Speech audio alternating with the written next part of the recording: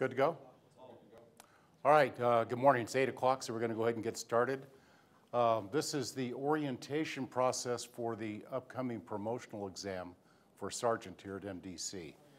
Now the next page, it's going too fast. There it is. I am Bill Deneau with Deneau & Associates. Our company is out of California. We're based out of Sacramento. We've worked all over New Mexico. We've been in business now for going on 31 years. Done thousands of exam projects. It's all we do is exam projects for public agencies. We started in 2010 working with the Bernalillo County Sheriff's Office, and your chief at the time was there as one of the managers, got to know him. We did a lot of sergeant, lieutenant, some captain exams for the Sheriff's Office. But we've also done other work here in the region, quite a bit of it. We work with law enforcement agencies, jails, prisons, fire departments, general municipal agencies or jobs. So we do everything from clerical tests to truck drivers, but most of what we do, probably 90% of it, is public service for police and fire. And of that, probably 60% of it is on the law enforcement side. Quick end of it are three staff that you're going to see at this project or see on site out here. It's myself, I'm in the middle there, Michael Deneau, and also Bill Hutto, contract consultant, guy who works with us. He came out and helped do the job analysis process for both the sergeant exam, this one, and also the prior one on the lieutenant exam.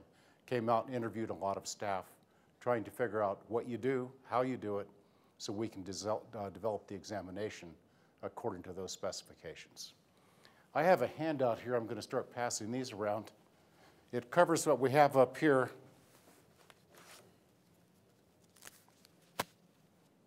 Keep a few of these, and you can just take one of those, pass them around. The print on that is relatively small, but everything that's on there is also on here. And if you have any questions as we go through the day, please interrupt me. Let's ask some questions. I want to make sure that you understand the sergeant process as we're going to be designing it and developing it and administering it. And make sure you're going to be comfortable with the exam process when you get in there. So that's a quick end of it on us. Our role in the overall exam process is to begin with, we're doing the job analysis. Job analysis, organizational analysis means we come out, we talk to sergeants and lieutenants. We try to figure out what it is you do, what kinds of decisions you need to be making on a day-to-day basis, what kinds of problem things come up, what kinds of emergencies you're going to have. And then we're going to design the exam to reflect what you do here and how it's done. We also develop the test. So we start with, we're developing the written multiple choice test. I have a draft of that with me now. We're going to be reviewing that with your managers today. And as we go over the questions, I write all the questions based on your reading list. But as we write those questions, we're not sure exactly what parts of that may be real important. So we need to write those questions, bring them back so the managers here can review them and vet them for you, make sure that they are good questions. And if we have written something that's trivial or the policy is about to change, even though it's written there, they'll tell us, throw that one out, let's keep this other one, it's right on target. But that's how we do it. We develop the test. We also develop the custom exercises and problem sets for the assessment center. I'll go over those and tell you what kinds of problem sets we have, what kinds of exercises. Was there enough handouts for everyone back there? Got plenty? Okay, good. We developed the job-related grading criteria for each one of the problem sets or exercises. So we set up the program that basically says, here's what we're looking for, here's the kind of answers that the candidate should be providing, a well-qualified candidate. Here's what they'll be doing if they're not as well-qualified or the kind of mistakes they'll make as they go through it. We validate that exam with your department's subject matter experts. Later, we're also training the raters, training them how to score, how to administer the exam, how to document what they've observed, document and validate their ratings. And then we're here to oversee the process and manage it, moving things from room to room to room. Finally, score processing, data tabulation. My office scores the multiple choice test. Goes through a Scantron machine, so it's all machine scored. Other than that, we're not scoring anything. So we're here during the assessment process, but we're not scoring the assessment exercises. That's up to the raters that are in the room, the subject matter experts who know what they're doing. So they'll be evaluating your performance, using our model to evaluate your performance. And then we'll take all their scores, put it into a spreadsheet, tabulate the data, come up with a final list, and add all the pieces into it. So what to expect in your process? You're going to have 3 parts to your exam. A lot of these things we have on this handout or on these slides come directly from your announcement that was sent out letting you know the exam's coming up. But you'll have an assessment center, a written test, and an education and service credit component. The assessment center is half of your overall score. There's going to be 3 exam problems within the assessment center. Each of those 3 problems will be equally weighted. The 3 problems, for example, you may have one that's more of a problem-solving exercise, one that's more of a personnel thing, one that's more of an emergency. They're all equal in terms of their weight, and they're also independent. So you go to one panel, you do a great job, the other raters don't know about that. You have to do also a great job the next time and the next time. But it gives you 3 shots face-to-face with raters. So those 3 pieces within the assessment will be equally weighted. Written multiple choice test is going to be 40% of your overall grade. We'll go over the questions, or at least the reading list here in a few minutes. It's going to be 100 questions in there. They're all multiple choice. And they're all going to be, we're trying to get them all 4-option multiple choice. It means A, B, C, D. We don't write questions that have answers like none of the above, all the above, both A and C. We don't do that stuff. You'll have 4 answers, one's correct, the other 3 are incorrect. And we write incorrect answers that are real close to the right answer. And the wrong answers that we write may be how you're actually doing stuff, but according to policy, you should be doing it a different way. So what we want you to do, and we'll talk about it in a minute, you need to study the policies, you need to study everything that's on your reading list and understand what it is in there that you're supposed to be doing and that may be slightly different than you have been doing. So pay attention to that. The written test is based completely on your reading list, though. And finally, an education and service credit, that's going to be weighted 10%. Consists of credits you get from, this is directly off your bulletin, accredited institutions and years of service at MDC. And a pretty straightforward process. If you meet the minimum qualifications, above the minimum qualifications, more time, more education is going to start adding in points from nothing all the way up to 10 points that's added to your score at the end of it. So those of you who've been here for a long time, it's going to make a difference in terms of that education and service credit score. Any questions on this so far? Nope, okay. What to expect in your assessment center? Again, it's going to be half of this overall score when we're finished. And it's going to be an assessment of your knowledge, your skills, and your abilities to perform the job. One of the things we like to tell the raters, and it will repeat it to you, we have about 40 of you, I think, that have filed for the exam. I'm not sure of the exact number on that. But what we'd like to tell you and the raters is we have 40 excellent correctional officers coming into this thing. And out of all these excellent correctional officers, we're trying to find out which of them is going to make the best sergeants. So we're not assessing you in your current job. We're trying to assess you for moving up to the sergeant job. You may have been in an acting role in the past. You may think you know what the job is about, but we're trying to pick out of that those knowledge, skills, and abilities that are critical for job success. That may be organizational skills, trying to balance a number of things. That's a step above what you have been doing. Responsibility for other staff, broader programs, Sometimes you're going to be it in the institution in terms of maybe the highest ranking person for a while. You need to know what your authority is and be able to make the right kinds of decisions. That's what we're looking for here. So we're going to give you simulated problems, present something to you, and then basically ask you the questions like, well, you're in charge, what are you going to do about it? And we want to hear not a real slick presentation. What we want to hear is I need to do this, this, this. It needs to be organized. It needs to be correct. It needs to be according to policy.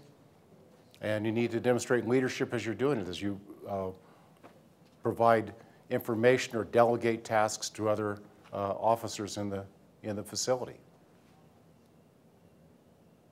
The idea is it needs to be, your solutions always need to be safe, effective, and on target with what they're trying to do here. For your exercises, it says it can include structured oral interview, role play, written exercise, other exercises. It's going to be 3 face-to-face times, though, with the raters. And on each of those are going to be independent again. Panel 1 is going to be scoring you. Panel 2 has no idea what those scores are. And then we'll average all 3 of those panels when we're finished up. Some of the panels, if you're responding to something like an emergency exercise, we'll take you in from a waiting room or a prep room. We'll take you directly into the rating area and where the exam panel is. The only people in there will be the exam panel, maybe county HR staff. It'll all be set up consistently for everyone, though. And as we set you up in there, they'll tell you what the problem is, tell you what the issue is, and ask you a question. Or they'll ask you to make a presentation. How would you handle this? What resources do you need? All those kinds of things. When you're finished, and you may be in that, if the exam, if we have a lot of you here, we may be scheduling in tight intervals of about 30 minutes. And if you're set up in 30-minute intervals for the panels, that means you're going to be in those rooms about 15 to 20 minutes. They'll need to send you back so they'll have time to discuss what they've just observed, score your performance, and document a validation statement for the ratings of your performance in that exercise.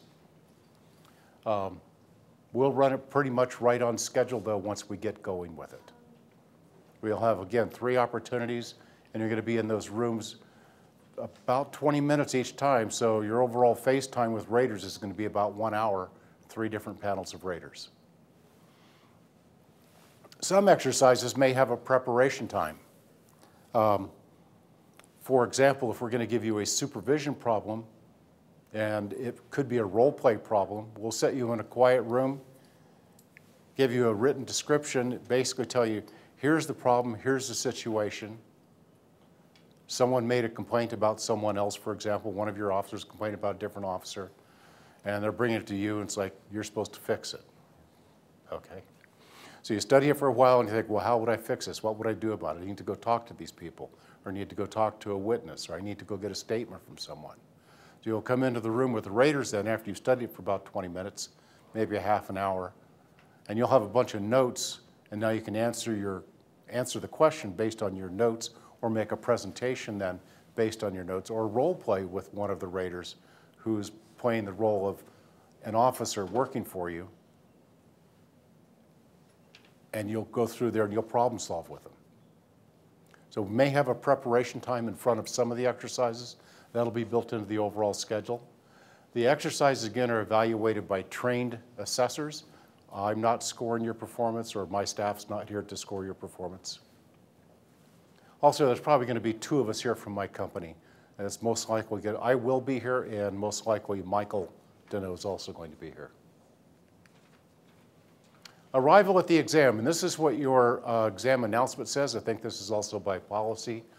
You need to be here 15 minutes ahead of time for your scheduled time, so we'll tell you what time you need to be here. We'll provide all those notices come back through your department and Human Resources. It says also, if you arrive late, you may be disqualified. My perspective is if you come in late, I'm still going to get you into the exam rooms. We're still going to examine you. And then we're going to put in some notes that you came in late, and we're going to let someone else make the decision. I'm not going to throw you out of the task.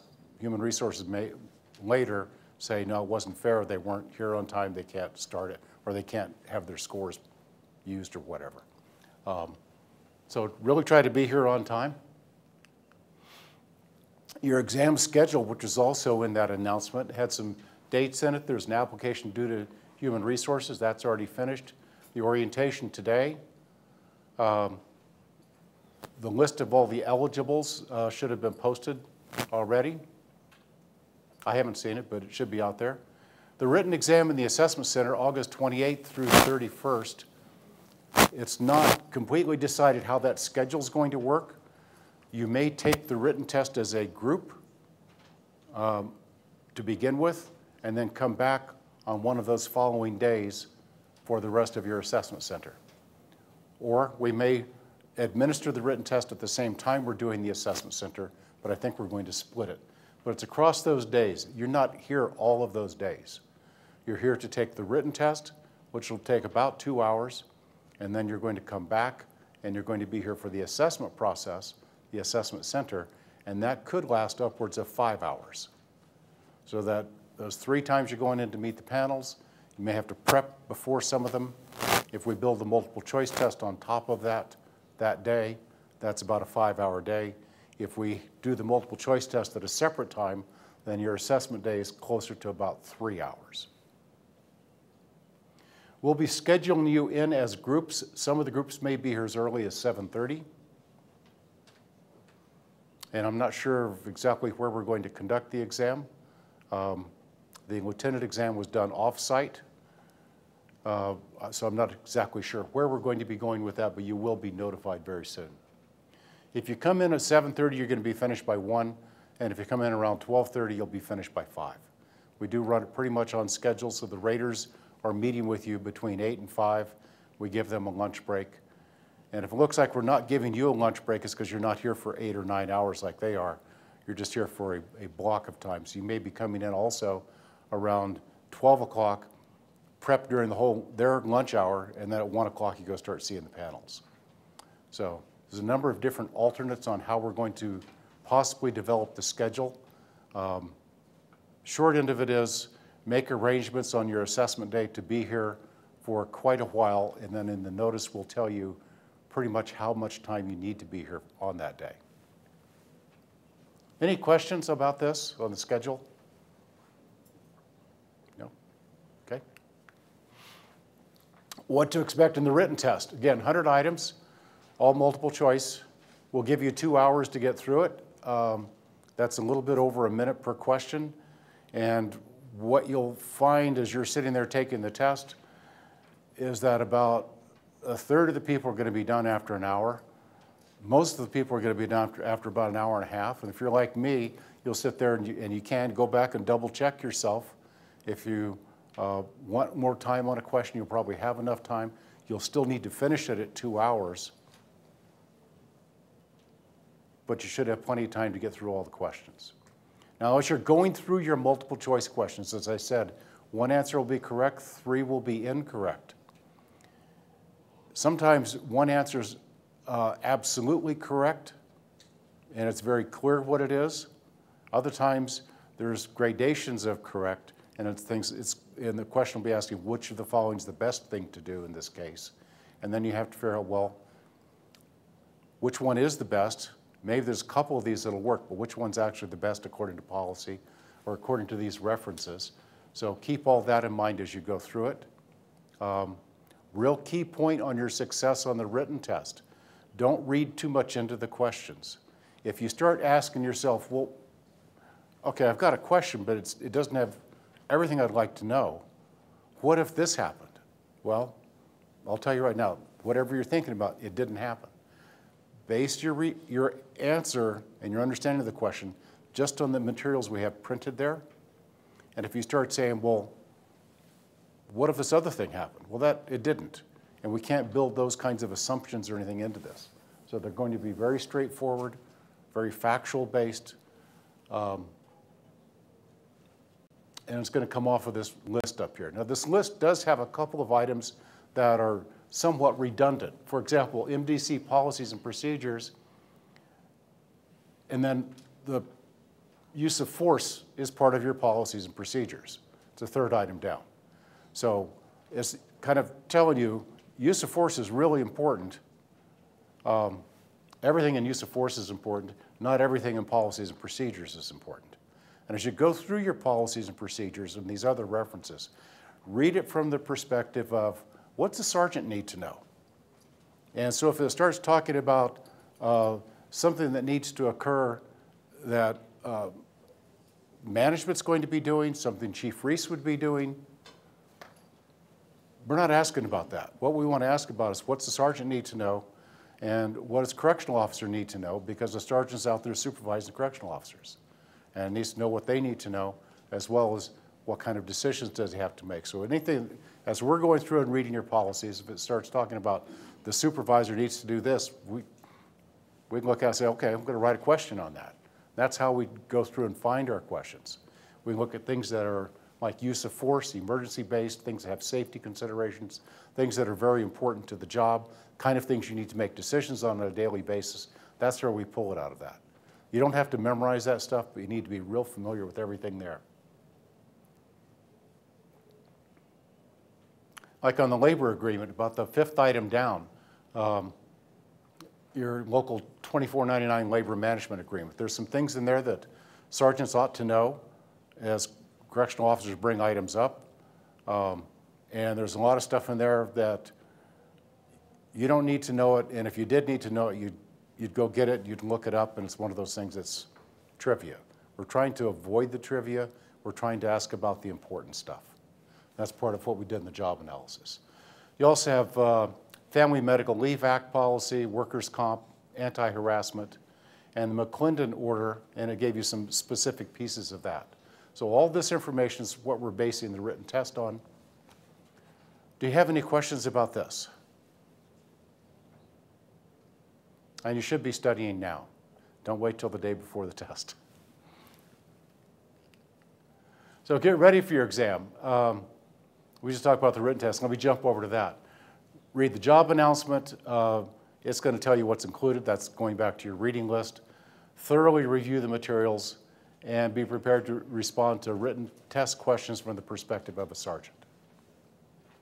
Now, what this side over here on the written test says, basically go out and study the books, look at all the materials, look at the policies. As we get into the assessment center, we're not telling you so much read the policies, although it is a policy-driven process. We're telling you get ready for the job. Be ready to make the kinds of decisions a sergeant needs to make in the facility to keep the place safe and to keep things moving as they should in terms of paper flow and everything else. Be familiar with that, understand the job, and be ready to act as a sergeant that day. This is very important. When you come into, for example, the emergency exercise, if we have one, and we're probably going to have one, you come into the emergency exercise and they explain the whole problem to you and they say, so what are you going to do? And you go, man, I'm going to go call my sergeant. That's a bad answer. You are the sergeant. So you have to say, okay, I'm the sergeant. I need to make some decisions. I need to organize some resources, make some notifications, get people in here that can help handle the problem. As the problem gets fixed, evaluate it, turn those people loose so they can go back to other places, finish up the paperwork, the documentation, get other people, other officers to finish up the documentation they need to document what occurred, what was done about it, so forth. So you'll need to know all those processes and be prepared to discuss that in detail with the raters you have on that panel. But again, if you say, your first response is to call someone else, no, that's not a good response. So your first response should be, I'm going to step in and help take care of this. But then you can't take care of it all by yourself. You need to involve other people, and you need to make notifications to others within the facility or outside that you're doing it. During the exam, go back to the assessment center here. Very carefully read all the materials that we provide for you. We just did one of these in a police department in California last week. And the police department wanted the candidates to have about a 20-page in-basket exam exercise all their instructions were on the first page, told them what to do with it, then all these in-basket items are on the following pages. You're not getting an in-basket exercise like this. But it basically said, here's all these things that come up during the day, here's a couple of emergency events, you're a police sergeant out in the field, and the first page said, pick out the highest priority items, go tell the panel about those. They don't want to hear about all 20 items in here. And about a third of the candidates came in and read from 1 down to 20. Here's how I'm going to handle this, here's how I'm going to handle this, and it's like, and they said, they didn't read the instructions. Well, those people, even though they may have made good sergeants, didn't get a good score on that. Read your instructions. So if we give you instructions for this, please read it. And everything you'll need to do to solve the problem is going to be in those instructions. That plus your own knowledge, skills, and abilities. But to start with, if the instructions say, go into the panel and answer 3 questions about this big problem we have down here. What the raters are looking for is answers to those 3 questions. So if you go in and you only answered the 3rd question, even though you did a great job on it, and you skipped the first 2 because you weren't really carefully reading the instructions, you already started off with a bad score. So if you want to succeed, read the instructions, do what the instructions are asking you to do, and it will be very straightforward. Yes, do you have a question? Are the instructions or the preparation form going to be handed to us prior to entering the panel or during the panel? Okay, and the question was, are the instructions going to be provided to you before you go in the panel, or will it occur in the panel? And that will vary. If you're doing something like an emergency exercise you don't really get to prepare for, they'll hand it to you in the panel, they'll give you a minute to read it, or they'll just explain it in the panel. If it's one of the exercises that involves a prep ahead of time, we're going to have a very specific prep with a timer going. That'll say, for example, you have 30 minutes to review this. During the 30 minutes, if you want to ask us questions, we're there to help you. And please ask us questions.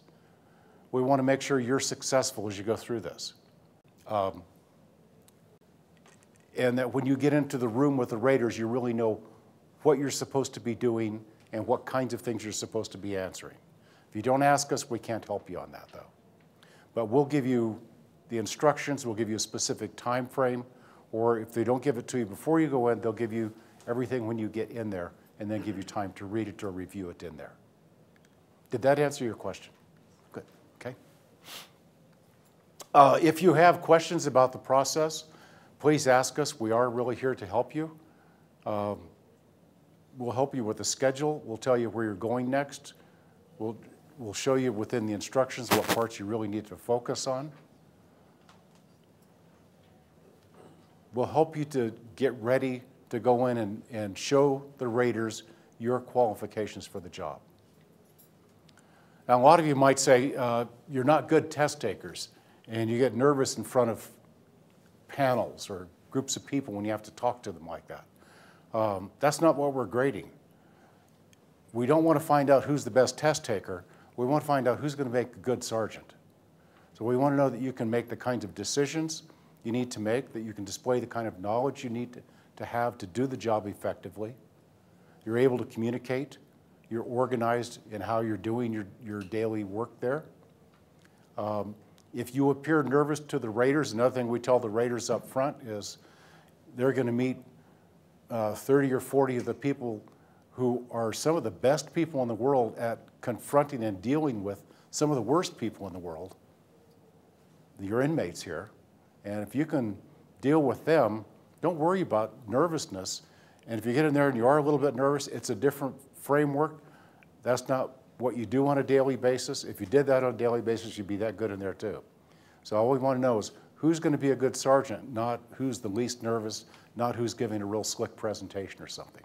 So don't worry about that. If you're inexperienced taking exams, continue through this and see how you do on it. We want to find out who's going to be a good sergeant. Another important point on here, if you have a concern or a complaint, please let us know as soon as you have it. If you think someone else is being treated differently than you're being treated in the exam, one of the other candidates got something you didn't get, let us know. We'll make sure that it's explained to you and that you understand it, or that you get what you need to get also. If you have a complaint about one of the raters, you come back from the panel, you say, the guy on the end over there was sleeping through my whole presentation. Okay, we're going to go talk to the panel. We're going to find out what was going on. And we'll come back and explain it to you, and we'll do something about it to make it right so that you have been scored in a fair and consistent manner by the raters. So if you have a complaint and you tell us during the process, we can probably deal with it. If you wait till you get your scores and then you complain about it, it's very difficult to go back and try to recreate the circumstances and call 3 raters who may be in other agencies or other cities and they're busy or off on vacation. It's like, hey, do you remember such and such? And this was said to them, and they're going to go, yeah, I saw 40 people. I don't remember any of that. So it's a lot easier to figure out what happened during the test than it is way after the test. And also, if you complain about it way after the test, it looks like you're just unhappy with your scores.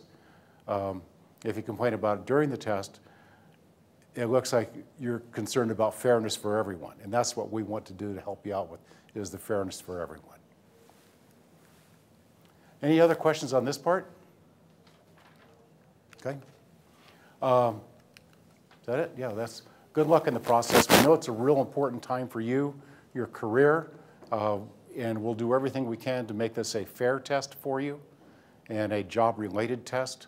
I don't know, how many of you have been through assessment centers before? Any of you? About 20% of you maybe, not a lot. I don't know what you went through or who it was with, but this will be different. This is more like a day in the life of a sergeant. And this is, in this day in the life of a sergeant, sergeant's having a bad day, getting a lot of stuff thrown at him today. Everyone know, how can you handle these things? Can you handle the personnel issues? Can you handle the emergencies? Can you handle the paperwork and the organization that goes with all this stuff? And to the extent you can handle all those things, you're going to do real well in here, and you're going to do real well in the exam process. So good luck with it. We're going to be here to help you out. And again, any questions now from the group? Anybody have a question? Yes. In the past, the written exam was the first thing conducted during the process.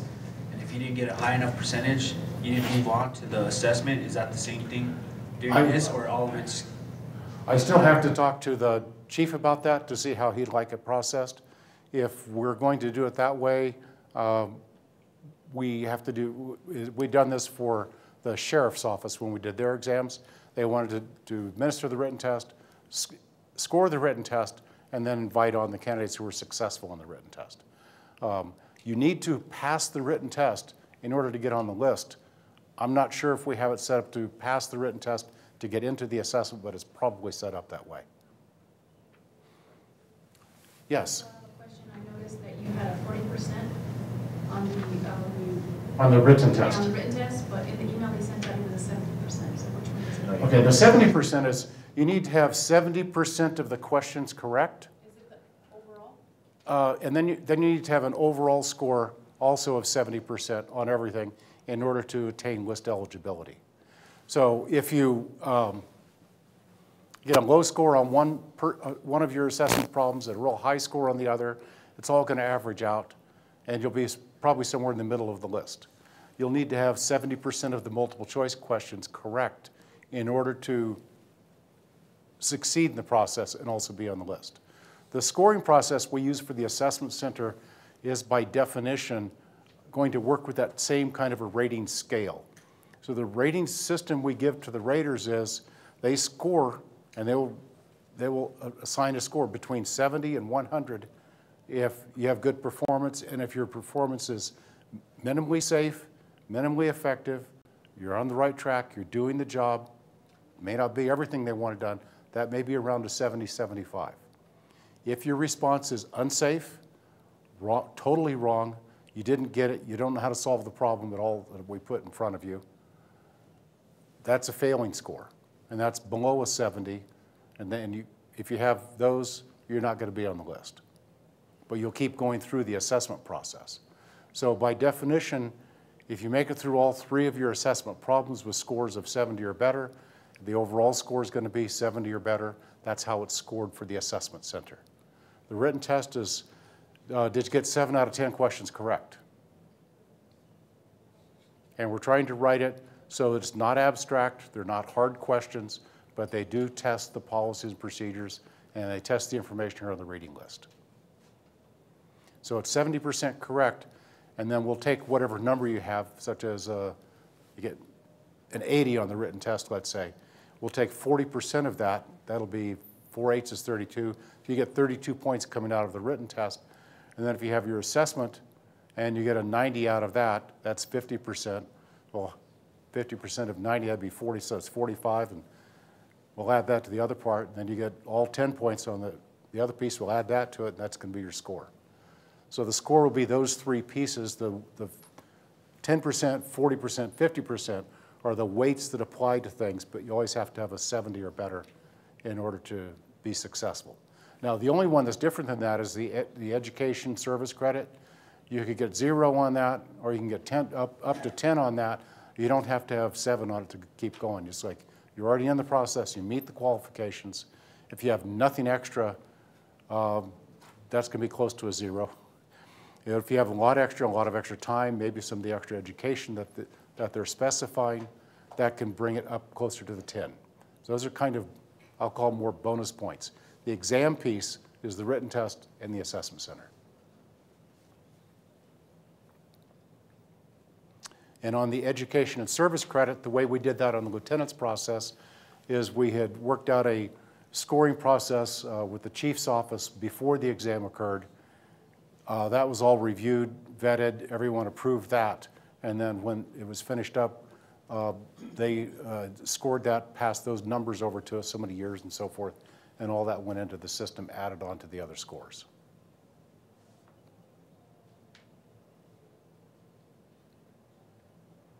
Okay, well, good luck. I hope to see all of you there at the examination. If you're not sure you want to take the exam, I would encourage you to continue through the process. Go ahead and take it.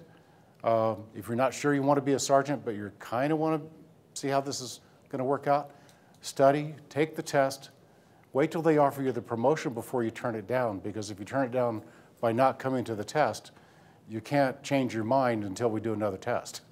And that may be a couple of years. So get in the process, take the test. I'm sure you'll be successful. There is a cutoff if you're not safe or you didn't study at all. Don't worry about those cutoffs. Come in, take the test, go through everything, and if you don't want to be on the eligibility list and you have your name removed, or if you don't want to be promoted, you can tell them, I'm going to pass this one up. Maybe in a month or two you can take another one, so, or take another shot at it if another vacancy comes up. Get on the list. It's good for you. Okay, thank you very much, and good luck in the process.